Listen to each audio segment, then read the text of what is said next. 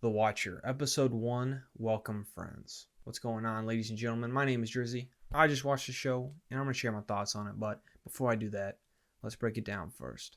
A family drives into the quaint suburbs of Westfield, New Jersey, a community where everyone speaks in creepy undertones and supposedly nothing bad ever happens, aside from a few disappearances, of course. The family arrives at an open house, and here we become acquainted with the Brannick family, that's composed of Dean, the father, his wife Nora, their son Carter, and daughter Ellie. We also meet this old lady who claims to be president of the local preservation society, Karen, the broker, this weird slavery guy who asked if indentured servants built the house. Yeah, I'm not sure what he's all about yet. The old crotchety couple across the street. Oh, and let's not forget about Jasper. A couple things of note. During the open house, we learn that Nora is an artist and that her and Karen attended school together, so they have a little bit of history. And we also see a dark figure in the bathroom mirror while the family is looking around the upstairs. Sometime later, back in New York City, Dean discusses the property with his financial advisor and decides to pull all of his assets together for a down payment.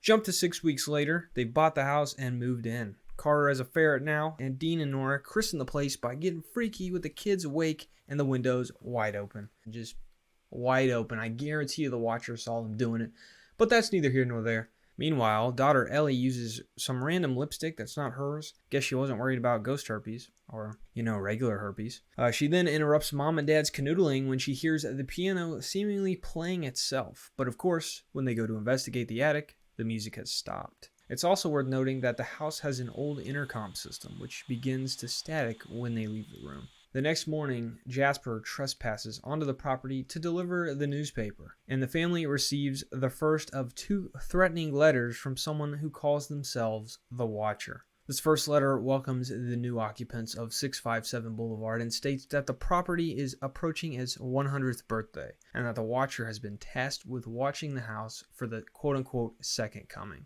The letter goes on to say that 657 Boulevard had a Watcher in the 1920s and 1960s, and that it was greed that drew the Brannicks to this house. The Watcher also makes a point to highlight the unfinished basement and mentions a force within the house.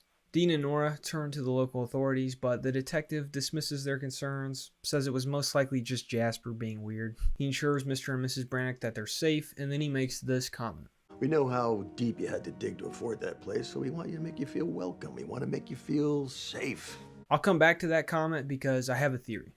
Back at the house, Maureen, whose name should have been Karen, basically threatens Dean when he questions her about the arugula that's migrated to her side of the fence, and he kindly tells her to get off his property. To which Maureen responds by saying she'll be watching him, and her husband head off to make the most delicious salad of their lives. While that's happening, Nora and Karen gossip about their marriages.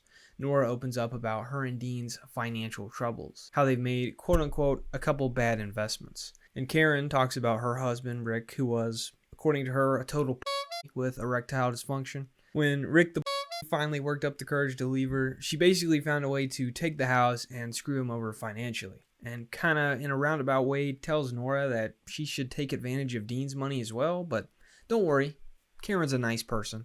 Nora goes on to open up about the Watcher's letter and thinks it might be someone they outbid. She asks Karen to find out who the other bidders were, to which Karen agrees. Back at the house, while Carter is upstairs messing around, we see another glimpse of the shadowy figure in the mirror that we saw earlier. And then Carter is immediately scared by Jasper, who pops out of the dumbwaiter. Of course, Dean didn't take this too well and throws him out of the house. He gets into it with Mrs. McGonagall. She scolds him for threatening Jasper and explains that all the previous homeowners were, fine with Jasper just doing weird shit in their house, which, kind of weird, but okay. She then goes on some raving lunatic speech about how trees have memory, and then Dean kicks her off the property. In response to all the weird vibes from the townspeople, they hire the only black kid in town to come set up door alarms and security cameras. Dakota, who just turned 19, runs his own company and refers to himself as a technological savant. While inspecting the property for the install, he notices Ellie swimming in the pool and tries to chat her up, but she calls him a creep, even though she clearly wants the D. And by D, I mean Dakota, of course. Don't know what else I would have been referencing. Anyway, after that, everyone goes night-night, and we see the back of this person's head as they watch the house. It doesn't seem to be anyone we've seen yet. It could be the psycho tree lady, but it kind of looks like a dude, so I don't know. Later that night, the ferret gets out, and someone inside the house kills it. The next morning, on his way to get a Pop-Tart, poor little Carter finds the ferret with its skull bashed in. Since there was no signs of forced entry, the detective is, unsurprisingly, no help. Later that evening, Ellie and Dakota get a little flirtatious in the hallway, a budding romance if I do say so myself, which no doubt will spell trouble, and Karen drives by the house rather suspiciously. And it's even more suspicious when she doesn't answer Nora's call the following morning. The episode ends with Dean frantically searching the house after he finds another letter. This one stating that the Watcher now knows the names of their children and says it's been years since the house was filled with young blood. The Watcher also mentions the unfinished basement again and claims to have been in control of the house for 2 decades and that the previous homeowners sold it on their command. Oh, and Nora joined the country club. Okay, now that we're all caught up, I'll tell you my thoughts. Just as sort of a preface, yes, The Watcher is based on a true story, but I won't be researching that or going in depth on that at any point in this review series. We're just here to talk about the show, and I don't want to spoil anything for myself. I'm sure the show is going to be drastically different from what happened in real life, but yeah, we're here to talk about the show. If you want to know about the real thing, go research it. With that out of the way, here's a few things I noticed during my watch through. Dean's reaction to what's happening around him is kind of the most reasonable I've ever seen from a horror movie. That said, it does seem like there's more than meets the eye with him. I think he's a bit of a control freak and possibly running from something, and he's just, using the whole give the kids a better life excuse. I'm not quite sure what Dean does for a living. It's some kind of boring-ass Chandler Bing job, but it seems like he's the breadwinner, and based on the fact that Nora is an artist and probably makes way less money than him, it kind of seems like he's in control of the majority of the finances, which, is fine. There's nothing inherently wrong with that. I'm just saying that I think there's layers that we've yet to peel back. If you really pay attention, not all seems well with their marriage, especially after Nora's comment when Dean gets on Ellie's case about her outfit, and she says Dean never used to be like this. It's all in the subtext, people. I'm just saying I think Mommy and Daddy aren't as happy as they seem. Now, for the big question. Who is the Watcher?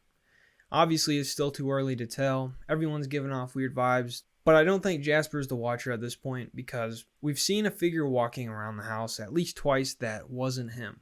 Once in the mirror at the beginning, and then again before Jasper himself pops out of the dumbwaiter. They keep making it seem like the Preservation Society chick is the Watcher, like when she was watching Nora and, when she was arguing with Dean. Even the letters sound like they could have been written by her just by the vocabulary and the way she speaks. But then again, I feel like that would be a bit too obvious. What the detective said earlier in the episode kind of leads me to believe the Watcher might be a team of people. He says, "We knew you had to dig deep to afford this house." Who's we? Was he talking about the police department or the town as a collective? Maybe he's part of a small group of people who control the town. Maybe he's Team Watcher. Maybe him, Mrs. McGonagall, Jasper, Karen, Maureen, and Mitch are all part of a secret club. I don't know, but it's a possibility. And we still don't know who this person is. The only thing I'm certain of at this point is it's too early to tell who exactly the Watcher is, but I do think the family's going to be increasingly pitted against each other. I do think there's going to be a rift between them. And like I said, I don't know, Dean and Nora, they might not make it. Alrighty guys, that's it for this one. If you enjoyed the video or found it helpful, leave a like, hit that subscribe button, ding the bell, all that good stuff. And I will see you next time. Peace.